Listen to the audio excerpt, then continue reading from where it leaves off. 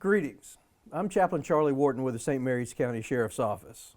And I'm Chaplain Larry Crabtree with the St. Mary's County Sheriff's Office and the Maryland State Police. Charlie, we are again back at it this week with our focus on marital tune-ups, kind of taking a check at marriage relationships. But again, we want to preface that with if you're in a relationship that is maybe looking towards a marriage, or you're in a very serious relationship, all of these principles, these topics that we're discussing should be of great benefit in making sure you have healthy, strong relationships. And so we're trying to deal with, in this series, really the fundamentals. You know, like basketball, you got to have how to dribble, and you got to know how to pass, and there's fundamentals, the way you stand on the ball of your feet to move. Well, that's the same way with relationships, and we're trying to hit these key elements that are really crucial. So today, let's talk about another one of those basic required components of a healthy relationship, and that is conflict resolution. We all have conflict. It's going to happen. There's no stopping it, and we need to resolve it. So Charlie, get us going here. Help us understand, how do we resolve conflict when it occurs? I think we begin by looking at three things, and you've already touched on the number one, and that is we have to accept the fact that because there are multiple people involved in a relationship, there's going to be conflict. We cannot get around it. It's going to happen. You know, I've heard of a very few people that have ever said, well, we don't have any arguments, we don't have any fights in our relationship. And do you believe them? No. I think they're No. lying. Yeah, I've heard that too. I'm like, yeah, whatever. Yeah. If so, I need to go and to their house and watch how they do it. Maybe, anyway. But the second thing, and I think this is where we start to build on it, and that is when we invest in a relationship, we have to realize that our relationship is long-term. We have to think of it in terms of a lifetime. Because if we don't, as soon as we give it that little bit of an out, that kind of crack in the armor, then the floods of conflict can work on that and can start to open it up.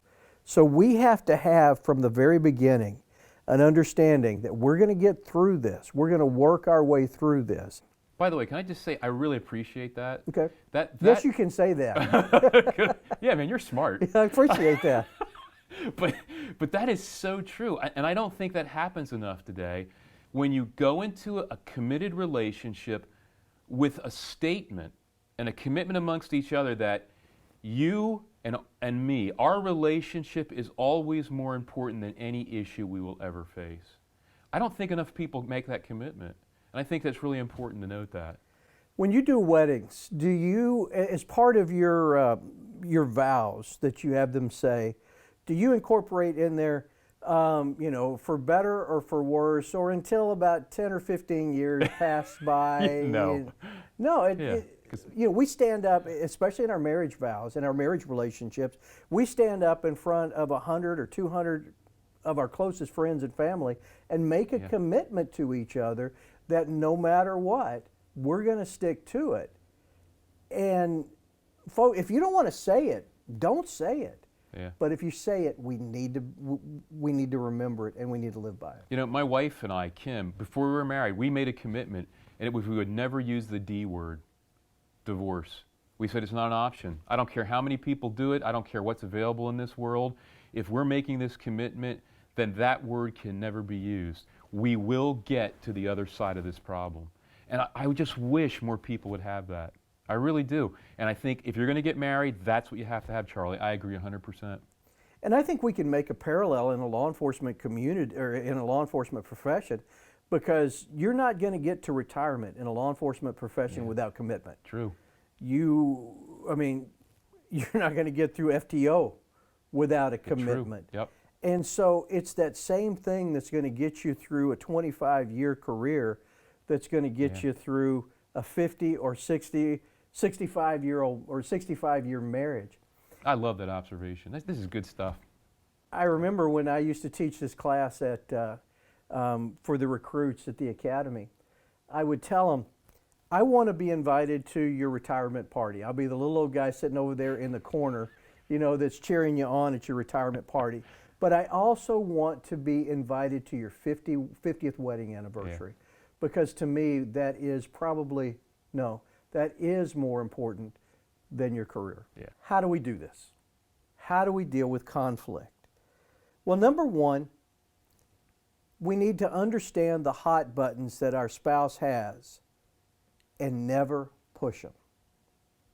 Most of us understand what those hot buttons are. I mean, we can go from 60 to 0 pretty quickly. I can stop an argument at my family, in my house, pretty quickly. But it's going to cost me something when I do that. We need to understand what our spouses, our partners' preferences are.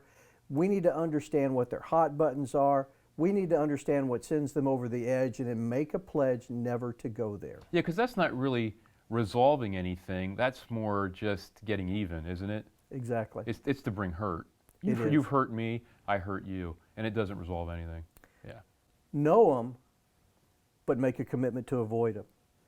Secondly, pick the things that we're willing to fight about. I mean, if you look at it, every day there's something that you can pick at each other. Is it worth it?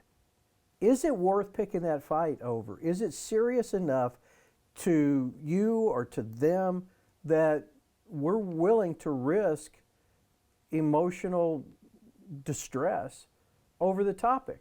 I look back on some of the fusses and fights that Jeannie and I have had, and I didn't do this very well.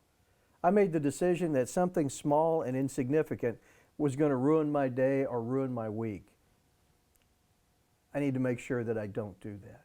Schedule times for important discussions. Now, this may sound odd. You know, I'm not talking about, okay, well, let's look at your calendar. You know, do you have an hour on next Thursday to talk about it? But think about, when is the best time to resolve the conflict? Is it when I'm walking out the door to go to work? Is it when she's walking out the door to go to work? Is it when the kids are screaming and the dog's running loose out in the neighborhood? We need to pick and choose those times for those important discussions. And that's really important for law enforcement officers, because your schedule is so bizarre. You mean, you've got shift work that changes, you've got court, you've got training, you've got maintenance on vehicles, and all this stuff has to be done in a day, plus deal with conflicts and issues. So it does take some intentionality in scheduling. I agree 100%. And it's important that we go back to this idea of trust. And that trust is that if I don't talk about it today, we'll get to it. It's not that I'm trying to blow you off. It's not that I'm trying to dismiss this. I just don't have either the physical time or the emotional energy right now to have this discussion. I think another important part is that we need to commit to solving the problem, not winning the fight. Conflict is there. We need to solve that conflict rather than beat somebody up, rather than win the argument. I've won a lot of arguments and lost a lot of fights because it's just not what should have been done at that moment. So work on a resolution together, not just who gets the last word. Yeah. And I think something that just came to mind as you were sharing that truth is that I think for a lot of us, all of us, none of us like conflict. It's painful. So when a hurt occurs, I think what tends to happen is, instead of us actually addressing the conflict because we are tired, because we're busy, because of the scheduling and everything else, we choose just to ignore it, and it's never closed. So what tends to happen, Charlie, if we don't deal with conflict, and we don't deal with conflict, and we don't deal with conflict? What's that doing to our relationship? It's going to erode that relationship, but it's also going to build up those little nuggets that are always going to be there. You and I do a lot of critical incident stress debriefings. And a lot of the times we're able to sit down with people and we're able to deal with the big, the elephant in the room, that big issue. But there are other times when we sit down and it's not this issue that's creating the problem.